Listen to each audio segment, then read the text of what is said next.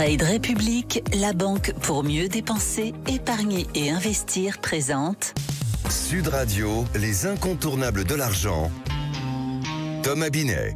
Bienvenue dans ce nouvel épisode d'Oser investir, les incontournables de l'argent. Je suis accompagné par notre expert Mathias Bassino, qui est directeur des marchés européens de la néobanque Trade République. Bonsoir Mathias. Bonsoir. Mathias, on va parler des agios. Alors c'est quoi ce mot barbare d'agio d'une part, et sont-ils réellement une menace pour notre argent? Alors déjà, c'est pas une boîte de nuit au Cap d'Agde.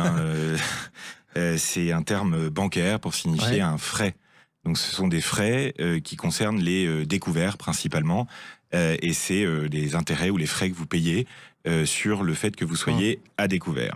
Donc déjà, il faut rappeler qu'un Français sur 3 ne boucle pas son budget tous les mois. Vrai, ouais. Donc c'est beaucoup de gens sont à découvert, et l'immense majorité d'entre nous se sont déjà retrouvés à découvert. Un Français sur 2 ne boucle pas son budget au moins une fois par an. Donc voilà, c'est une situation qui nous concerne tous. Et malheureusement, on n'en parle pas suffisamment, entre autres à cause du tabou de l'argent. Merci de me donner la parole aujourd'hui. Les agios, c'est tout simplement ce qu'on appelle des intérêts débiteurs. C'est-à-dire que quand vous êtes en négatif sur votre compte bancaire, la banque vous a prêté de l'argent en fait. L'argent en négatif, c'est de l'argent que la banque vous a prêté. Et quand elle vous prête de l'argent, la banque, elle demande des intérêts. C'est normal, mais ces frais sont en général, à mon sens, beaucoup trop élevés. Vous avez d'un côté les frais forfaitaires, qui sont un minimum, et à chaque fois que vous êtes à découvert, vous payez le forfait. Même si c'est d'€1, quoi qu'il arrive, c'est un forfait, vous le payez quoi qu'il arrive, si vous êtes à découvert et que vous dépassez votre découvert.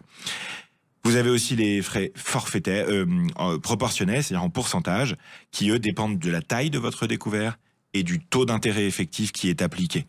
C'est très difficile à calculer, c'est très difficile à anticiper, mais c'est à chaque fois vous les payez en tout cas. Mais tout ça représente des sommes importantes. En tout cas, c'est ce qu'on pense en vous entendant. Est-ce qu'il n'y a pas des limites?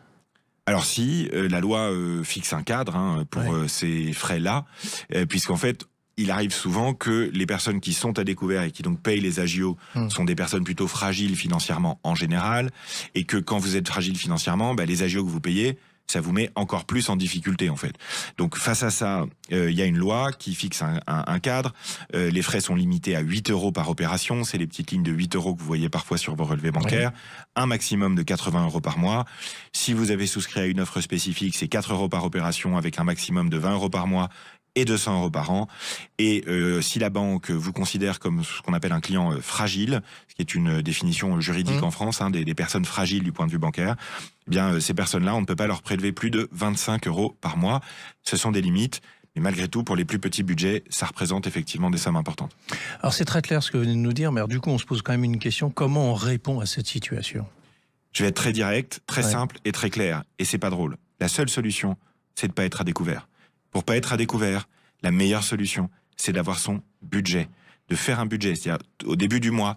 D'être rigoureux, c'est ça que vous dites. C'est pas tellement d'être rigoureux, c'est surtout de s'entourer, c'est d'être malin. C'est-à-dire que c'est pas facile de faire son budget. Il y a plein de gens pour qui c'est difficile, ça l'était pour moi. Le gros enjeu, je pense, c'est de s'entourer. Si vous voulez arrêter de payer des agios, trouvez quelqu'un autour de vous avec qui vous vous soutiendrez mutuellement pour tenir votre budget. Vous aurez une piqûre de rappel. Voyez-vous une fois par semaine pour faire le point, par exemple. Ça peut être un proche, ça peut être un ami, ça peut être quelqu'un de votre famille, peu importe. Mais ça aide pour tenir son budget. La règle du 50, 30, 20, on en a déjà parlé dans cette émission. Je vous encourage à réécouter l'épisode. C'est la règle du budget 50, 30, 20. Si vous faites ça quand vous êtes jeune, le découvert, ce sera quelque chose que vous ne connaîtrez pas ou très peu. Parce qu'ensuite, avec le budget, vous avez de l'épargne de précaution. Si vous avez un peu d'épargne de précaution, vous n'avez pas besoin d'utiliser votre découvert. Et ça, c'est mieux pour votre argent. Merci Mathias pour cet éclairage et cette analyse. On vous retrouve mardi prochain pour un autre numéro d'Oser investir, les incontournables de l'argent. Et pour ce qui me concerne, je vous retrouve dimanche matin dès 9h30 sur Sud Radio. Sud Radio, les incontournables de l'argent. Thomas Binet. avec Trade République, la banque pour mieux dépenser, épargner et investir.